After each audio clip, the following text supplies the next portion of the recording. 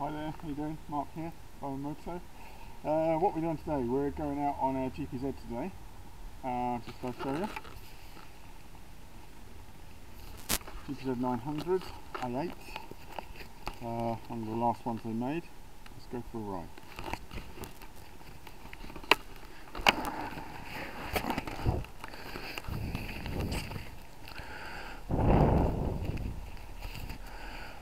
Okay, so this is a bike we've had, we bought about 3 GPZs back in 2009 off of another dealer locally who closed.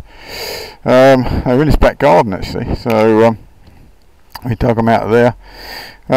This was the best overall condition one, and it came with new tyres. They weren't fitted but they were available, so we tucked in and brought those. So this has been, we've done quite a bit of work to it, just basically service stuff. It's had the valve clearances checked, carburetor's also been cleaned, new tyres on, fork seals were done, brakes we went through, new pads all around, chain and sprockets are virtually new, and it hasn't really done much. We just sort of bring it out once a year, give it a warm up, give it a ride round. So now we decided to sell it.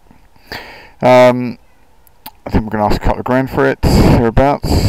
But basically, it's a cool project. You could, if you don't mind doing a bit of cleaning and painting and having it refinished, then this is a bike for you. You know, blow it apart, get it all done, and it'll make a cracking bike. Obviously, this later A8s have got the 17-inch front wheel and the different brakes, which some people say better. It feels nice and neutral to ride from memory, but we'll have another go now. Fuel tank obviously left in primer. So what happened to the tank? So we had a few tanks dipped and in acid to clean them out. We hoovered them out and then primered them just to stop them rusting. So, and this is how it's been, and it's running fine. We're running a filter in here. We've got a ZX6 GJ model fuel filter in line. I'm going to pop it on reserve. I'm not quite sure the fuel level, but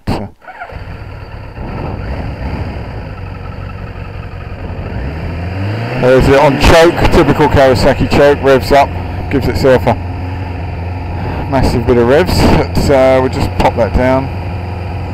I did run it earlier just to make sure there's no embarrassing moments when you come to start, but they got a traditional lead acid battery which holds up really well. I mean, we've got a trickle charger on it, you know, so keeps it in good fettle.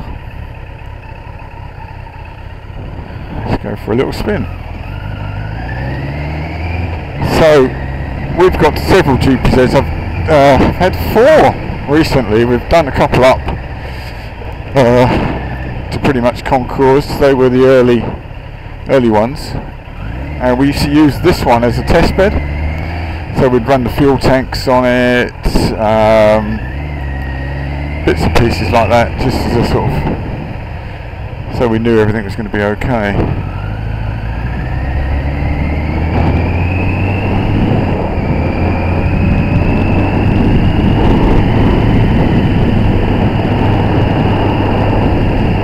The road conditions are a bit average today. Wet patches. It's a bit like early morning practice at the TT. You never know what you're going to get.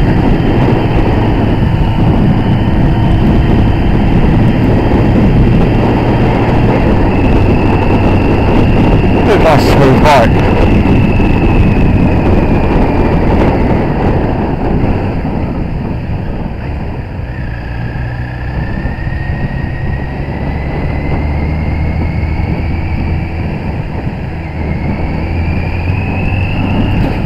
So we're just taking it nice and steady there to warm up a little bit.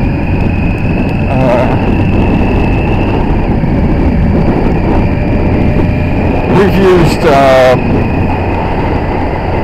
carburetor fuel stabiliser when it's been parked up, so that helps a lot. We'll put the lights on.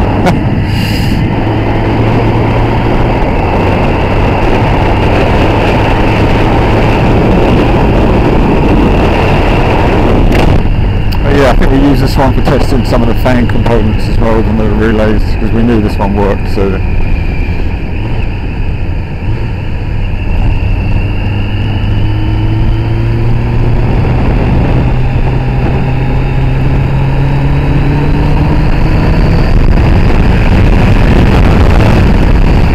these do get going a bit once you get around about £6,000, but we're not going to go too far today.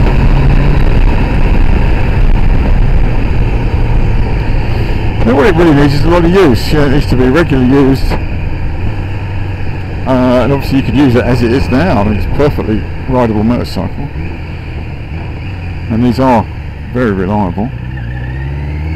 Or you could, pull it bits, get everything painted, and make it into an immaculate sort of future classic. I've seen some advertised, quite a bit of money, sort of £5-6 grand, but and you do get really good performance, and of course the value should stay stable, if not go up.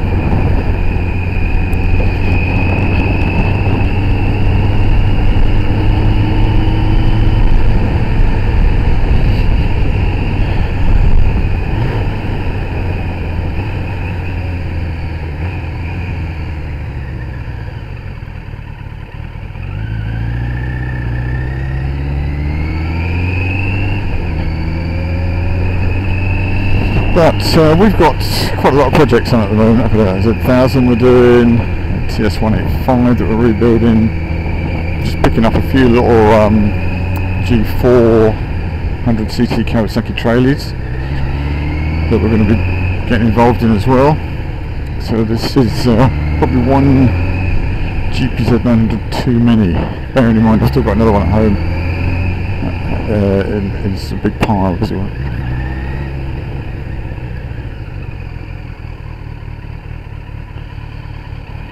To go pretty steady.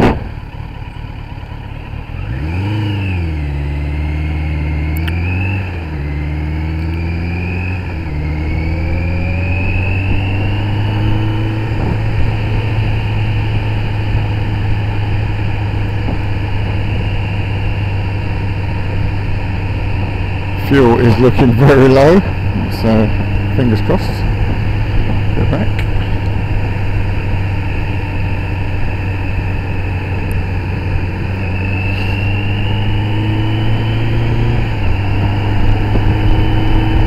Good thing with buying a running project. I mean, this is MOT'd as well, so it just needs taxing and you'll be away. Is that you know everything's working in there, so as long as you take it apart, and even if you store it for a long time, make sure the carburetor is empty of fuel. In theory, you should be able to put it all back together and it work perfectly well.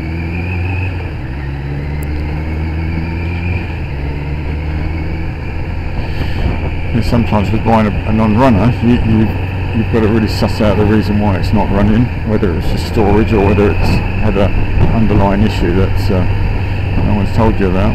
Whereas with this, as you can see, it's peachy. Or you could make a special. The Japanese go mad for these, and there's loads of stuff on the internet you can buy for these. Trick them up.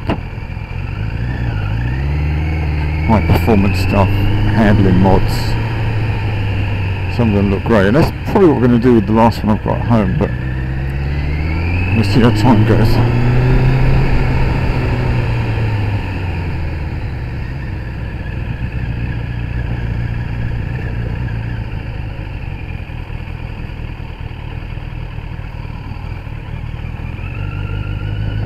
Back to base.